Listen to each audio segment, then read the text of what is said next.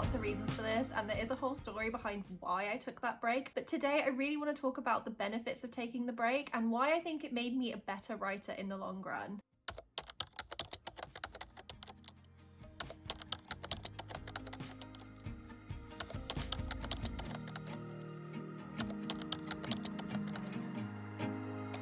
Obviously, I didn't want to stop writing. I love writing. Writing is a hugely fulfilling part of my life. I want to be a published author one day. Giving up for 6 months was really hard, but ultimately I didn't really have a choice. Before I go into some more detail about the specific ways my break benefited me, I want to talk a little bit about how it happened.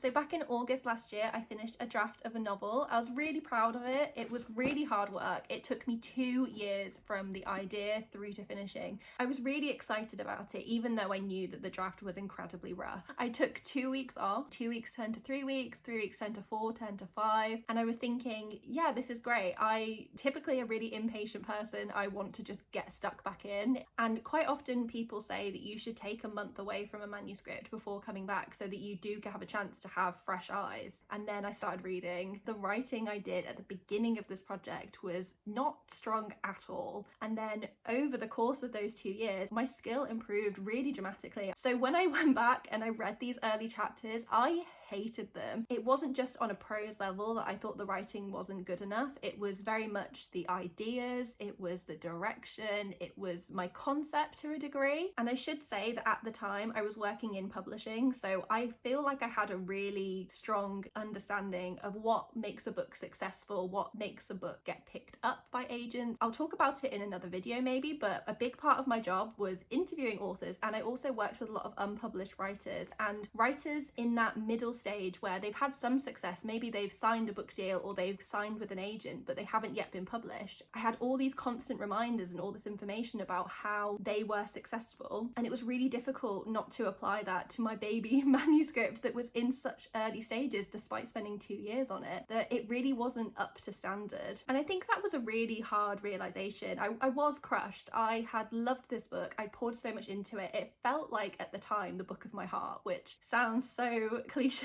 and cringe, but it's true. And I think to do something like a 2-year in-depth project that requires so much of you, I came away from it quite dejected, but I was determined, and I really wanted to revise this book and make it the best thing it could be. I carried on reading and it just got worse. Not necessarily the writing quality, but my morale and my motivation got so much worse. And the truth is that is a huge part of the success of writers. Motivation is such a huge key to their success, and I think productivity is one thing, but feeling motivated to show up and keep showing up and responding well to feedback and to criticism, either from yourself or from somebody else, so that you come back stronger and you can improve your manuscript. So I really wanted to push myself, take this as an opportunity to learn and to grow and to improve my manuscript. For around a month, between all my other commitments, I was still working 9 to 5. You know, I have a life outside of writing, I have all these things I have to do. I really pushed myself to read the book and to try and come up with ideas of how to improve it. And the one solution that I kept coming back to was fundamental things need to be changed and it needs rewriting. Now, I had the idea for this book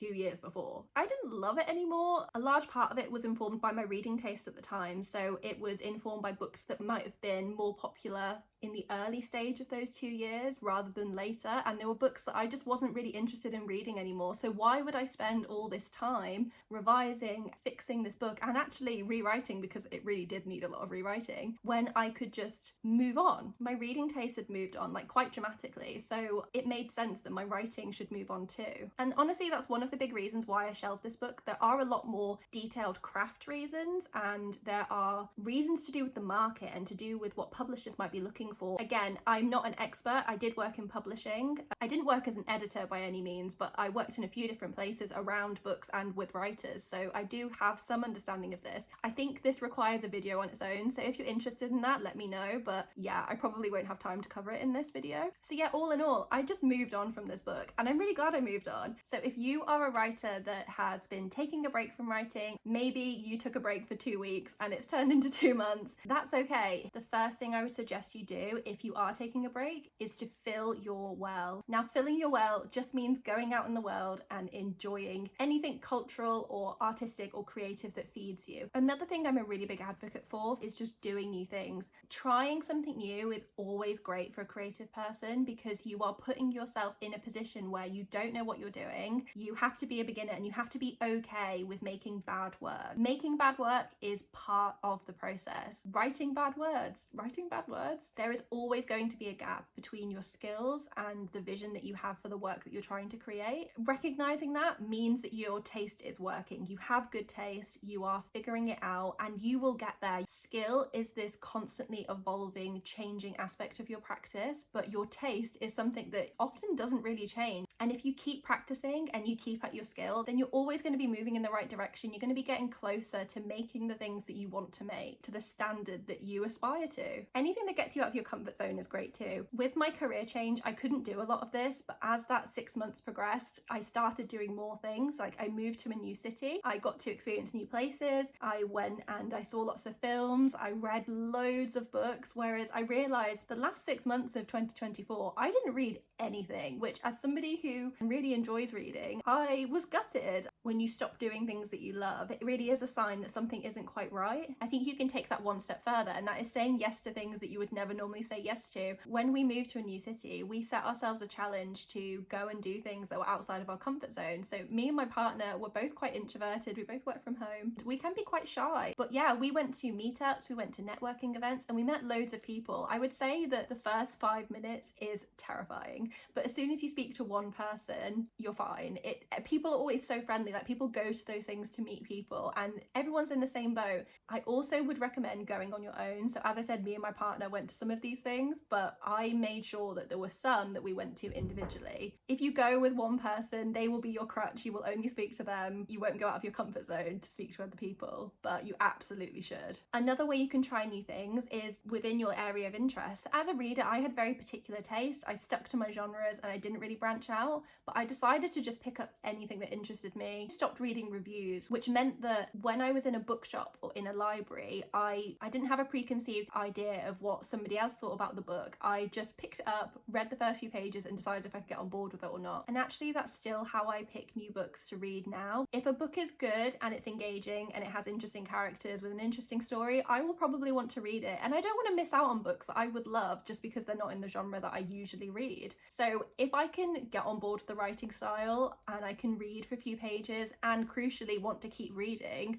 I'll probably pick it up. The next thing I think you should do if you're taking a break from writing or any other creative pursuit is to practice. Now this sounds counterintuitive. I'm taking a break from writing, why would I practice writing? I would say that you should do the type of writing that you never usually do. I was specifically taking a break from writing fiction. I was taking a break from the manuscript that I'd been working on for 2 years. I didn't have a new project, I didn't have any other ideas, I didn't have any short stories on the go. I just took a break. I started journaling, and I've never been somebody who's consistently journaled, but I found it so helpful. Now this is a technique taken from The Artist's Way, which is something that I have been doing, but I'm not going to get into because that's a whole other thing. I would love to talk more about the morning pages because they really have changed my life, but the point is that I was trying a new form of writing. The morning pages were perfect because the whole point is it is stream of consciousness. You don't look at it again, you don't show it to anyone, and actually you're meant to throw it away. I have a big stack of morning pages that I've written and I don't know where they are, but yeah, I am not going to read them again. It doesn't matter. And again, it's that idea of getting less precious about your work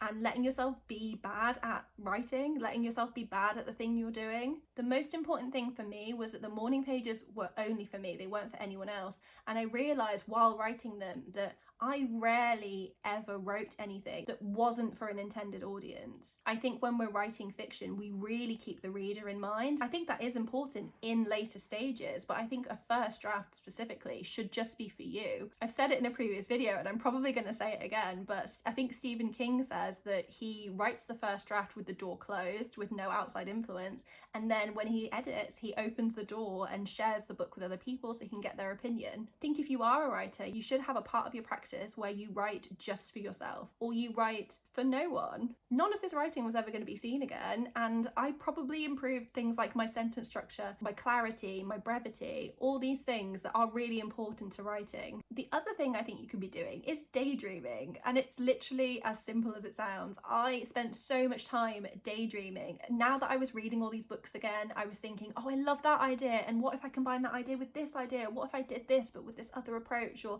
a twist on this? And I loved it, and I just let those ideas be ideas. It was amazing. And the thing is, as a writer, the bright new shiny idea can be so tempting to run with, but really ideas need time to develop, they need time to mature. That's part of the reason my book took 2 years and all that writing that got scrapped, because I don't think I let the idea develop. I jumped on the idea, realised it wasn't quite right later into the writing process, and then I went back to the drawing board and I changed the concept and then had to change lots about the book. While I think that is just a natural part of the writing process, I know that manuscript, and to the extent that concept is not quite right for a book that I would want to put out into the world, it's not going to go anywhere. So taking a break and just letting your ideas be ideas and giving them that natural breathing room to develop, to make connections between ideas, filter out the bad ideas for the good ones, it's all really helpful, and honestly I believe it will save you time in the long run. The last thing I want to talk about is not a way that you can make your break work for you, but just something that you can be thinking about while you're away from your practice. I think taking the time to examine your taste away from any projects allows you to be really honest with yourself about what you like, what you don't like, what resonates with you, what works for you, and what doesn't. And a huge part of this for me is shutting out that external voice in my head that tells me you should be writing this for the market, or you should be writing this to a trend, or